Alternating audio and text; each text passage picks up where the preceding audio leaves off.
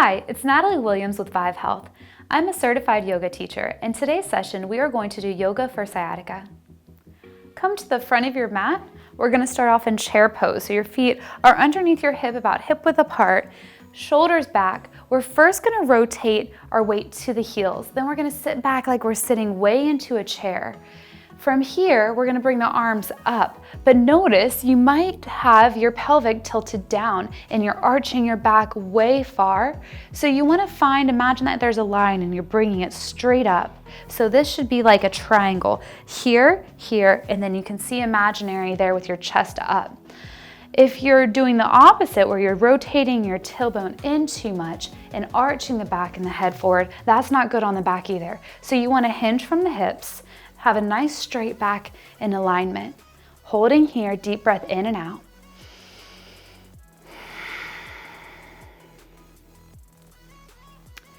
Next, we're going to go into a lunge. So kick the left leg back, right leg forward. Place your hands on the hips here. Notice that your hips, one side could be more rotated versus the other. So we're going to really stretch both of them to help equal them out both. So right now, go ahead and drop that left hip down a little bit more. Sink that left heel back, but drop the left hip down. Keep this right knee stable. So from here, you might notice how you can move the hips out and in and all different ways. You can bend the knees and round the back. You want to straighten that left leg, shoulders back, lift up tall, and hold it here. Take a deep breath and out. The primary focus right now is really stretching out this left hip. One hip is usually tighter than the other, so really try to focus on and just notice how much you can open this up.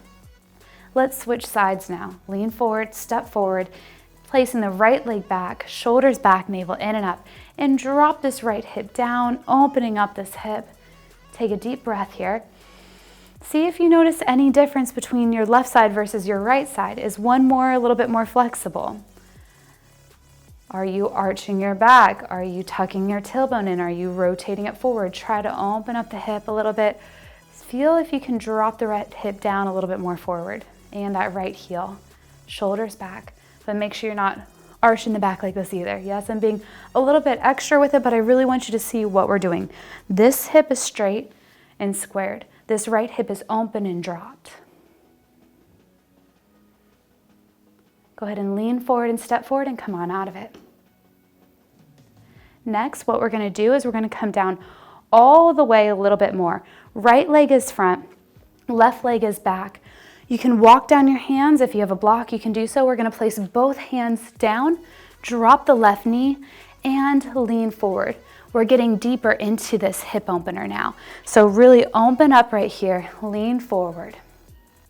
From here, we're going to take our right hand and push the right hip out, opening it up. Holding it here a few moments. If your left knee hurts, you can put something underneath that left knee, whether it's a towel or some kind of cushion, or double up your mat. And let's switch sides now. So lean back gently and kick the left leg forward. Leaning forward, make sure that this knee is not like this. You're not right here. You're opening up right here. And we're going to take this hand, the left hand, and push it on the inside. You might notice one side's tighter than the other, and that has a lot to do with pulling and pushing in different areas, and it can imbalance the hip alignment. So just be aware of where you are a little bit more tight and give into that a little bit more. Holding here. Take a deep breath in and relax out. And then one more time in and relax out. Next, what we're going to do is we're going to come back and we're going to go ahead and widen our legs. I'm just turning around so you can see me. We're going to sit down into garland, shoulders back, navel in and up. If you need to use a chair for this, you can use a chair for this and sit up tall, that's fine. And instead of holding it like this, you can place your hands on the inside. Hold it here a little bit. Stay where you are. I'm just going to turn to show you a few things. So notice how my back can be rounding and I can be forward and back. You want to pull back, open up the chest, really use your back muscles to lift up and back, not that you're way back here, but enough to where that alignment is nice and straight and tall. Take a deep breath here, in and out.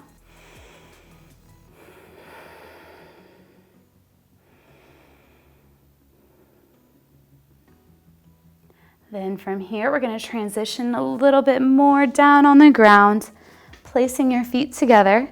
Come on down onto your back into butterfly and open your hips up. Oftentimes, you might notice one hip is higher than the other. Try to equal them out. If you need to look down for a moment, look down, and that's okay if one's higher than the other, but just be intentional. Try to place it down a little bit more. Take a deep breath in and out. Close your eyes for a moment, relax your jaw, and let the gravity do the work.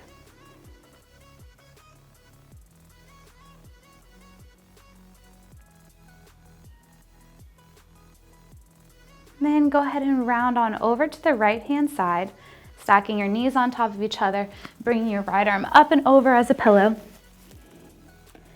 Then go ahead and gently push on up whenever you're ready. Lifting up nice and tall.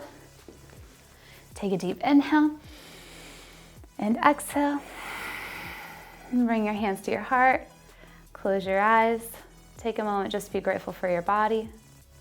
Take a deep breath in and out. Namaste.